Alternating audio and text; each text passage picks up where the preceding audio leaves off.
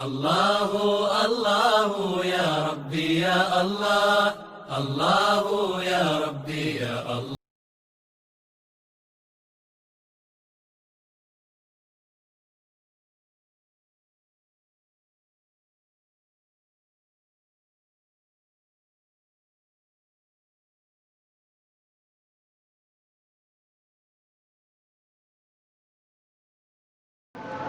मोहतरम सामईन इकराम, आज मैं आप सब हजरात के सामने जिस उन्वान के तहत लबकुशाई करने के लिए मुंतज़िर हुआ हूँ, उस उन्वान का नाम है सहाबा इकराम रज़ी अल्लाह ताला अन्हु अजमईन का मिसाली ईमान।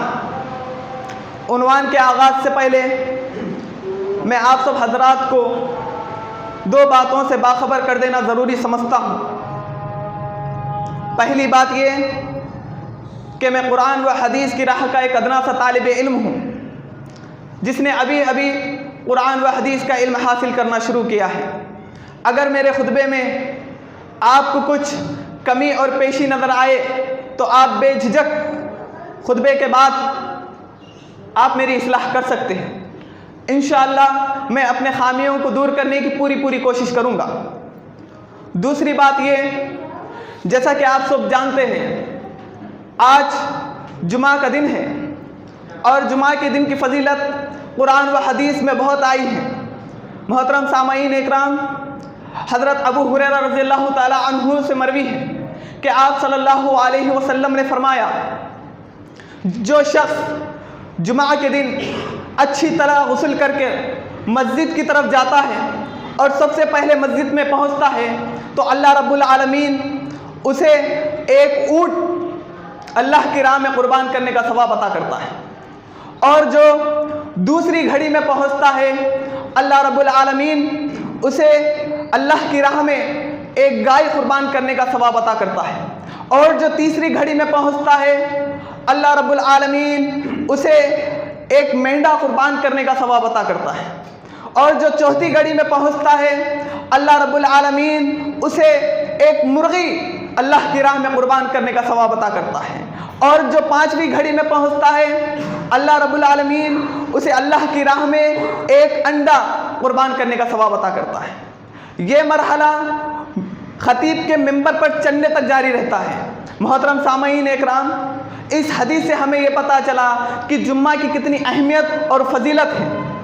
तो मेरे भाइयों और दोस्तों, मेरा कहने का मकसद ये है कि हमें चाहिए कि हम जुम्मा के दिन जल्द से जल्द मस्जिद में आकर कुरान मजीद की तिलावत करते हुए बैठना चाहिए।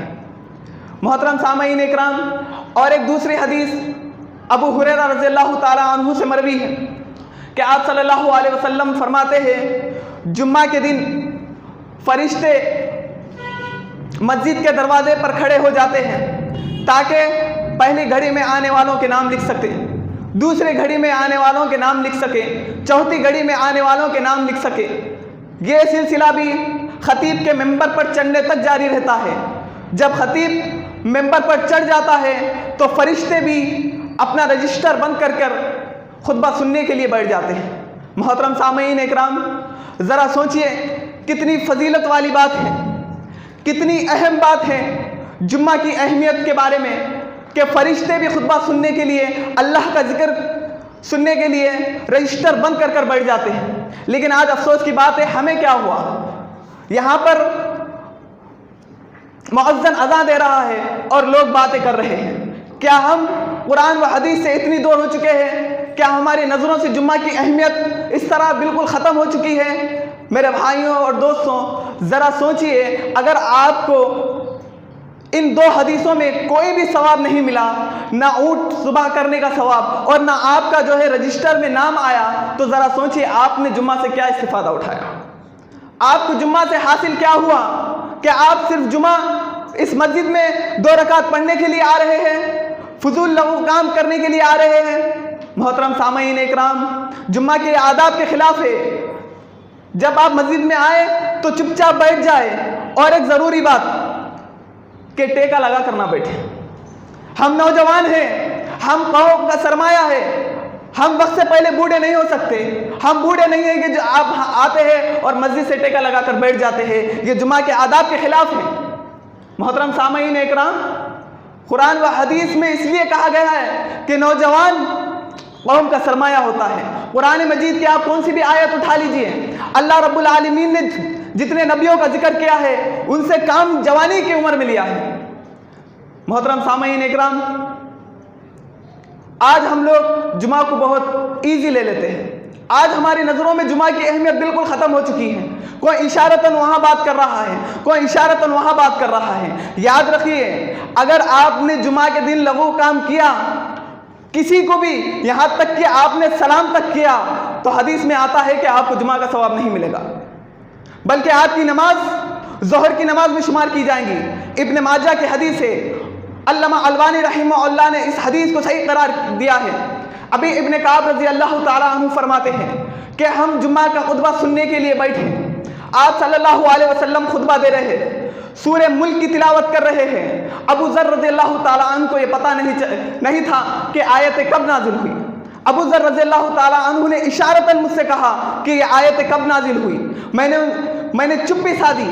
जब खुतबा ख़त्म हुआ तो अबू ज़र रज़ी अल्लाह ताला अन्हु मेरे पास आया और फरमाया, अभी इब्न काब, मैंने तुमसे कहा था ये सूरह मुल्क की तिलावत जो आप सल्लल्लाहु अलैहि वसल्लम कर रहे हैं, आखिर ये कब नाजिल हुई। अबू ज़र इब्न काब रज़ी अल्लाह ताला अन्हु कहते हैं कि आज तुम्हें जुम्मा से कोई सवाब नहीं मिला, 1% भी सवाब नहीं मिला। अबू ज़र रज़ी अल्लाह ताला अन्हु परेशान हो जाते हैं। ये मसला लेकर आप सल्लल्लाहु अलैहि वसल्लम कन पहुँचते हैं। आप सल्लल्लाहु अलैहि वसल्लम से सारा वाक़या दरियाफ्त करते हैं। आप सल्लल्लाहु अलैहि वसल्लम कहते हैं, इब्न काब ने सही कहा, जिसने भी जुमा के दिन जुमा खुतबे के दौरान लघु काम किया, कोई भी हरकत की, उसे जुम्मा के सवाब से महरूम कर दिया जाएगा। उसकी नमाज ज़ोहर की नमाज में शुमार की जाएंगी। मोहतरम सामईन इकराम, ज़रा सोचिए, खाली यहाँ पर इन्होंने सिर्फ इतना ही पूछा कि ये जो आयतें आप सल्लल्लाहु अलैहि वसल्लम पढ़ रहे हैं ये कब नाजिल हुई, तो उन्हें जुम्मा के सवाब से महरूम कर दिया गया। लेकिन आज हम लोग फ़ोनों पर बातें करते हैं, आज हम लोग टेका लगाकर बैठ जाते हैं, आज हम लोग इशारतन बातें करते हैं। यहाँ पर यह हाल है। सेकंड फ्लोर पे लोगों को मैंने देखा, अक्सर मस्जिदों में नौजवान तबका तो जुमा के मामले में बहुत गए गुजरा है। वो ना जाने क्या समझता है, इससे बाता उससे बाता। मोहतरम सामईन इकराम, इसलिए हमें चाहिए कि हम जुम्मा की अहमियत को समझें। जुम्मा एक बहुत अफ़ज़लियत वाला दिन है। मोहतरम सामईन इकराम, आइए मैं अपने उन्वान की तरफ आता हूँ। मेरे उन्वान का नाम है सहाबा इकराम रज़ी अल्लाह ताला अन्हु का मिसाली ईमान। मोहतरम सामईन इकराम, सहाबा इकराम ने इस्लाम की राह में बड़ी बड़ी कुर्बानियों का सामना पेश किया है, बड़ी बड़ी कुर्बानियाँ दी हैं। सहाबा इकराम बहुत बड़ी बड़ी मुश्किलात से दो चार हुए, लेकिन आप सल्लल्लाहु अलैहि वसल्लम के लाए हुए फरमान को कभी झुकने नहीं दिया। आइए सहाबा का ईमान में आपको चंद वाक़यात कुरान व हदीस की रोशनी में रखता हूँ। सही मुस्लिम की हदीस है, हंज़ला रज़ी अल्लाह ताला अन्हु रास्ते से जा रहे हैं। हज़रत अबू बकर रज़ी अल्लाह ताला अन्हु ने रास्ते में मिलते हैं, पूछते हैं, हंज़ला किधर जा रहे हो। हज़रत हंज़ला रज़ी अल्लाह ताला अन्हु कहते हैं, हंज़ला तुम मुनाफिक हो गया। वो परेशान होकर कहते हैं, आखिर क्या वजह है तुम मुनाफिक हो गए, आखिर ऐसी कौन सी वजह पेश आई। तो वो कहते हैं कि मैं जब नबी करीम सल्लल्लाहु अलैहि वसल्लम की मजलिस में होता हूँ तो आप सल्लल्लाहु अलैहि वसल्लम जन्नत और जहन्नुम के वाक़यात हमें सुनाते हैं, अल्लाह से डरने के वाक़यात हमें सुनाते हैं, तो मेरा ईमान एक आला दर्जे पर होता है। ऐसा लगता है कि मैं जन्नत और जहन्नुम का मुशाहिदा कर रहा हूँ। लेकिन जब मैं आप सल्लल्लाहु अलैहि वसल्लम की मजलिस से उठकर घर में चले जाता हूँ, बीवी बच्चों में मिल जाता हूँ, औलाद में घुल मिल जाता हूँ, तो वो मेरा ईमान का लेवल कम हो जाता है। इसलिए मैं सोच रहा हूँ कहीं मैं मुनाफिक तो नहीं हो गया। मोहतरम सामईन, ज़रा सोचिए कि सोचा भी तो क्या सोचा कि मेरा ईमान का दर्जा कम हो चुका है, कहीं मुझे खदशा है कि कहीं मैं मुनाफिक तो नहीं हो चुका। आज हम लोग क्या क्या करते हैं और ये कभी नहीं सोचते कि मैं मुनाफिक हूँ कि मुसलमान हूँ। आज हम लोगों की जायदादें मार लेते हैं, आज हम लोगों का माल हड़प लेते हैं, आज हम गैर ज़रूरी झूठ बोलते हैं, बात बात पर झूठ बोलते हैं, लेकिन फिर भी अपने आप को मुसलमान कहते हैं और जन्नत को अपनी जागीर समझते हैं। यहाँ पर हंज़ला रज़ियल्लाहु ताला अन्हु कह रहे हैं, आप सल्लल्लाहु अलैहि वसल्लम की मजलिस से उठने के बाद जब मैं घर में जाता हूँ तो मेरा ईमान का दर्जा कम हो जाता है। अबू बकर रज़ियल्लाहु ताला अन्हु कहते हैं, हंज़ला फिर तो मैं भी मुनाफिक हो गया, ये हाल तो मेरा भी है। तो दोनों जल्द से जल्द आप सल्लल्लाहु अलैहि वसल्लम की खिदमत में हाजिर होते हैं। आप सल्लल्लाहु अलैहि वसल्लम को सारा किस्सा सुनाते हैं। आप सल्लल्लाहु अलैहि वसल्लम कहते हैं, ये फितरी चीज़ है, ये जो तुम्हारे अंदर है ये फितरी चीज़ है। याद रखो, अगर ऐसा हो गया कि तुम्हारा ईमान जो मेरी मजलिस में होता है, अगर वो मजलिस से बाहर भी होने लगा तो फरिश्ते आके तुम्हें बिस्तरों में मुसाफा करेंगे, फरिश्ते तुम्हें रास्तों में सलाम क्या करेंगे। ये एक फितरी चीज़ है। मोहतरम सामईन इकराम, इसलिए कुरान मजीद में अल्लाह रब्बुल आलमीन ने सहाबा के ईमान को नमूना करार दिया है, आइडियल करार दिया है तमाम उम्मत मोहम्मदिया के लिए। अल्लाह रब्बुल आलमीन सूरतुल बकरा की आयत नंबर 13 में फरमाता है, व इज़ा क़ीला लहुम आमिनू कमा आमन अन्नासु क़ालू अनुमिनु कमा आमन सुफ़हाउ अला इन्नहुम हुमुस सुफ़हाउ वलाकिन ला यअलमून। अल्लाह फरमाता है, ए लोगों ईमान लाओ। किस तरह? जिस तरह सहाबा इकराम ईमान लाए। तो मुशरिकीन कहते हैं, मुनाफिक कहते हैं, हम इस तरह ईमान लाए जिस तरह ये बेवकूफ़ लाए। तो अल्लाह रब्बुल आलमीन उन्हें खबरदार कर रहा है, खबरदार हो जाओ, तुम खुद बेवकूफ़ हो लेकिन तुम जानते नहीं। मोहतरम सामईन इकराम, ज़रा सोचिए, अल्लाह जिसके ईमान की गवाही दे दे उसके ईमान के क्या कहने।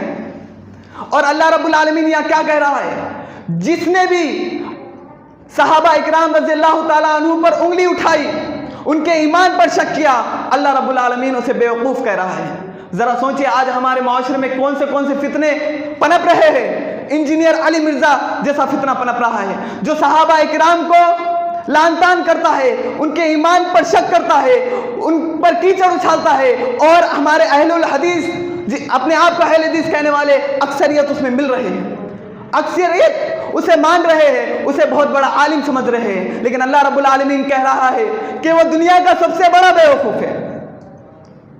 मोहतरम सामईन इकराम, ऐसे वाक़यात भरे पड़े हैं। हज़रत बिलाल रज़ियल्लाहु ताला अन्हु का वाक़या देखिए। कौन थे?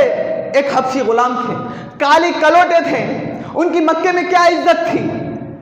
लेकिन जब उन्होंने ज़बान से ला इलाहा इल्लल्लाह मुहम्मद रसूलुल्लाह का इक़रार कर दिया तो आप सल्लल्लाहु अलैहि वसल्लम ने क्या कहा कि मैं जब जन्नत की सैर कर रहा था तो मैंने अपने आगे तुम्हारी जूतियों की आहट सुनी, तुम्हारी जूतियों की आवाज़ सुनी। ये अल्लाह रब्बुल आलमीन ने उन्हें मकाम अता कर दिया।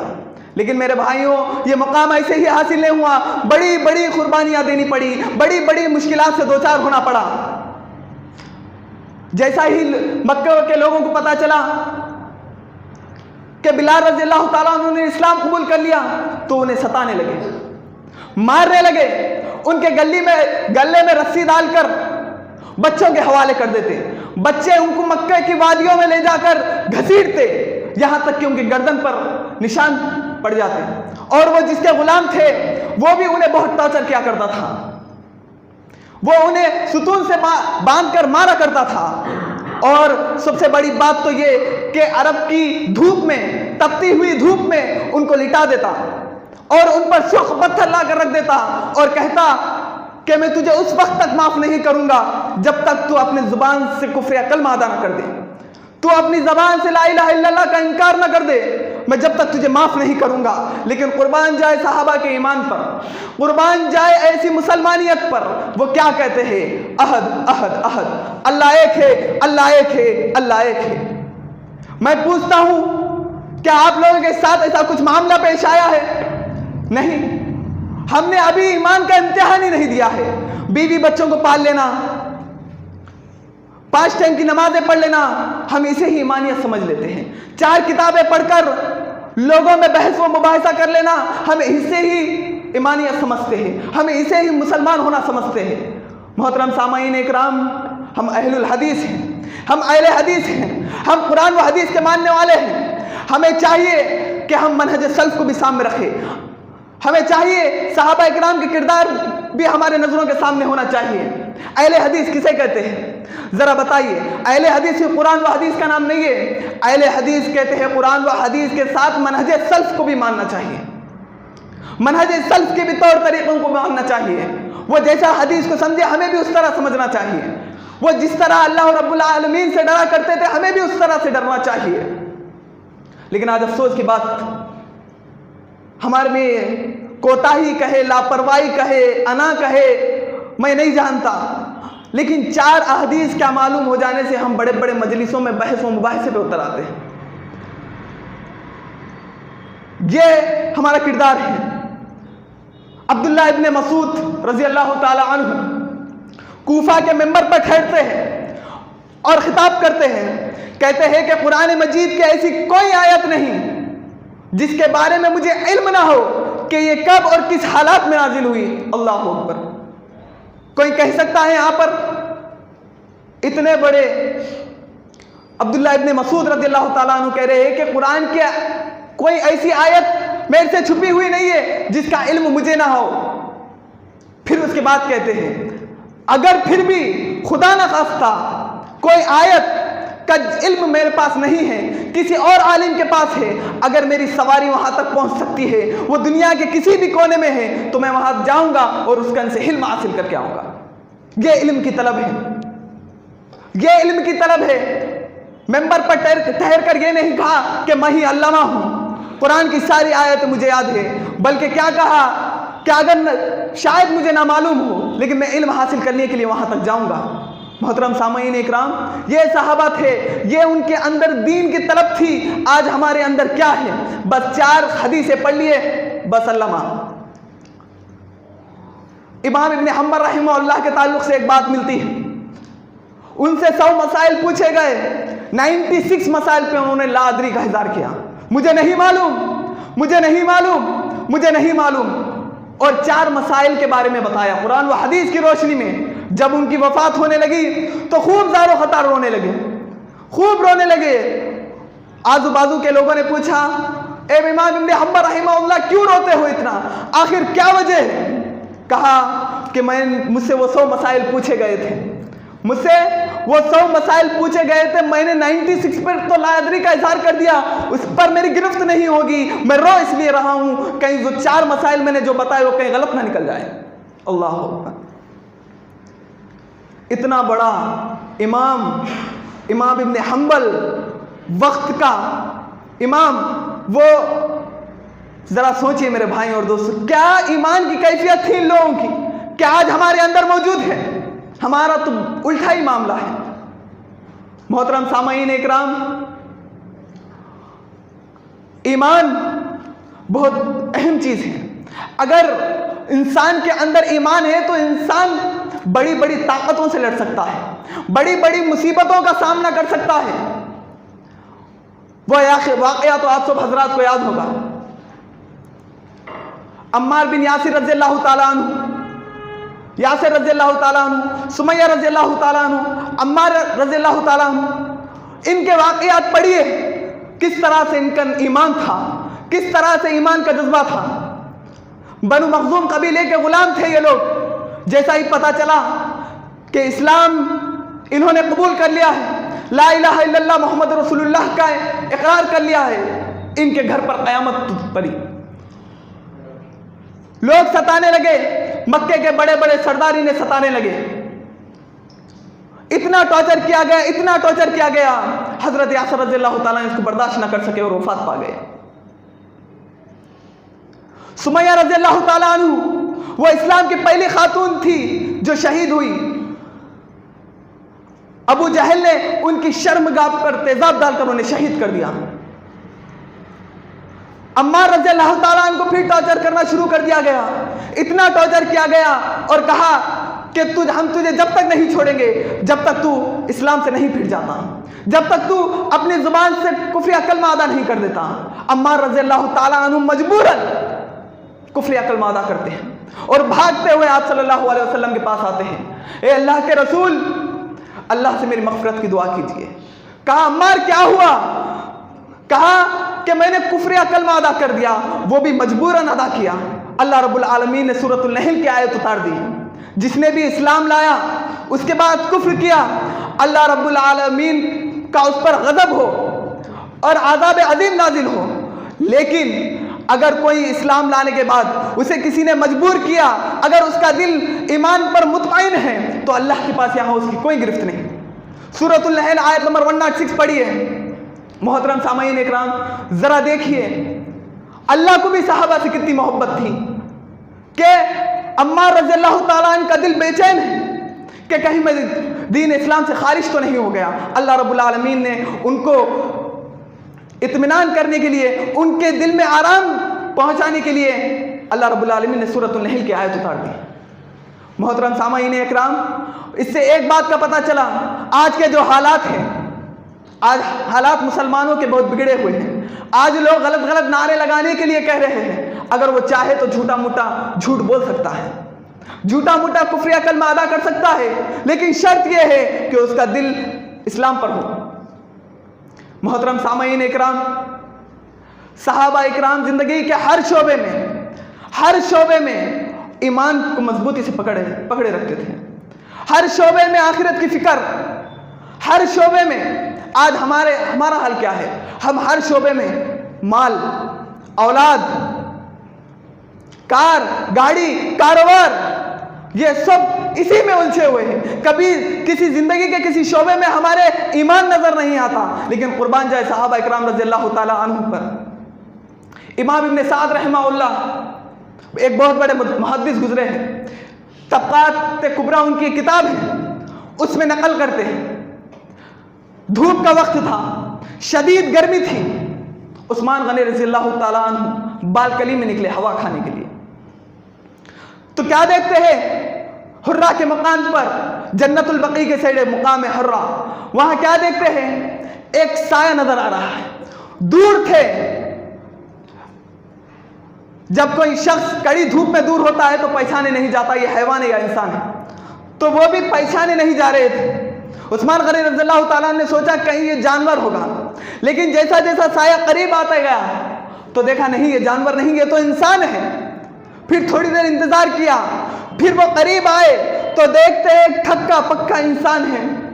देखते हैं ये तो अमीरुल मोमिनीन है, उमर फारूक रज़ियल्लाहु ताला अन्हु है। सोचते हैं नीचे जाऊंगा तो जल्दी हो जाएंगी, यहां से ही आवाज देता हूं, ए अमीरुल मोमिनीन, आखिर क्या वजह है आप इतने परेशान नजर आ रहे हैं? लंगे पांव आप निकल चुके हैं, आखिर क्या वजह है? जवाब सुनिए मोहतरम सामईन इकराम। उमर रज़ियल्लाहु ताला अन्हु के बारे में कौन नहीं जानता? कितने बड़े सहाबी गुजरे हैं, दुनिया के कितने हिस्सों पर उन्होंने हुकूमत की है। जवाब देते हैं, ए उस्मान, बैतुल माल के 2 ऊंट भाग चुके हैं, बैतुल माल के 2 ऊंट भाग चुके हैं, इसलिए मैं उन्हें ढूंढने निकला हूं। उस्मान गनी रज़ियल्लाहु ताला अन्हु कहते हैं, अल्लाहु अकबर, आप मेरे यहाँ पर आइए। अल्लाह रब्बुल आलमीन ने मुझे नौकर शाकर दिए हैं, मुझे खूब अल्लाह रब्बुल आलमीन ने दौलत से नवाजा है, मैं अपने नौकर को भेजता हूँ, वो जाकर ढूंढ कर लाएगा। अमीरुल मोमिनीन, आप इस तरह धूप में ना खड़े, आप हमारे घर में आइए। तो कहते हैं, ए उस्मान, कल क़यामत के दिन अगर तुम्हारे गुलामों ने इन जानवरों को ढूंढने में कोताही कर दी तो कल क़यामत के दिन अल्लाह रब्बुल आलमीन तुमसे नहीं पूछेगा, अल्लाह रब्बुल आलमीन तुम्हारे गुलामों से नहीं पूछेगा, अल्लाह रब्बुल आलमीन मुझसे पूछेगा कि तुम वक्त के हाकिम थे, तुम अमीरुल मोमिनीन थे, तुम्हारी निगरानी में बैतुल माल के 2 जानवर गए तो गए कहाँ? अल्लाह अकबर। ईमान देखिए, ईमान की कैफियत देखिए। कौन है? अमीरुल मोमिनीन है, 2 ऊंट के लिए लंगे पांव निकल गए, जिनके कदमों में अल्लाह रब्बुल आलमीन ने दुनिया की सारी सल्तनत लाके डाल दी। वो आखिरत की इतनी फिक्र कर रहा है।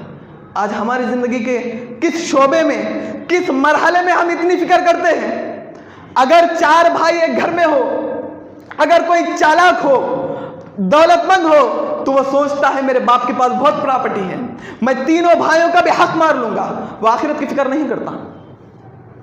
लेकिन कुर्बान जाए सहाबा इकराम रज़ियल्लाहु ताला अन्हुम पर। जिंदगी के हर शोबे में कई वाक़यात कुरान व हदीस की रोशनी में भरे पड़े हैं, लेकिन मैं सुनाता चले जाऊंगा। यहाँ पर और बड़े से बड़ा आलिम आएगा, बड़े से बड़ा अल्लामा आएगा, वक्त का मुहद्दिस भी आएगा, वक्त का बहुत बड़ा आलिम भी आएगा, लेकिन क्या फ़ायदा? जो जिसके दिल पत्थर के हो चुके हैं, उनके सामने बोलने से क्या फ़ायदा? वो कहते हैं ना, एक जुमला ही काफ़ी है ज़िंदगी की काया पलटने के लिए। लेकिन अफसोस की बात, हमारी पूरी उम्र गुजर गई कुरान व हदीस सुनते सुनते, लेकिन आज हमारी ज़िंदगी में कोई बदलाव आया नहीं। मेरे भाई और दोस्तों, ये हम कैसी ज़िंदगी गुजार रहे हैं? ज़रा सोचिए, आखिरत में जाना है, अल्लाह रब्बुल आलमीन को मुंह दिखाना है, हम क्या जवाब देंगे अल्लाह से? मोहतरम सामाईन इकराम, आप सबको हदीस तो मालूम होगी कि ईमान के 3 दर्जे हैं। आप सल्लल्लाहु अलैहि वसल्लम ने फरमाया, अगर तुम किसी के साथ बुरा होता हुआ देखो तो अगर तुम्हारे हाथ में हिम्मत है, जुबान में हिम्मत है, तो तुम रोको, अगर नहीं है तो बुरा कहो, अगर वो भी नहीं है तो दिल में बुरा जानो। आज ये ईमान का दर्जा हमारे से भी खत्म हो चुका है। आज हम उससे भी कई ज्यादा गए गुजरे हैं। मोहतरम सामाईन इकराम, अपनी ईमान को मजबूत कीजिए। हमें अल्लाह रब्बुल आलमीन के यहाँ जाना है। अल्लाह ताला से दुआ करता हूँ, अल्लाह ताला हमें कहने से सुनने ज़्यादा अमल करने की तौफीक अता फरमाए। वाखिर दवाना अल्हम्दुलिल्लाहि रब्बिल आलमीन।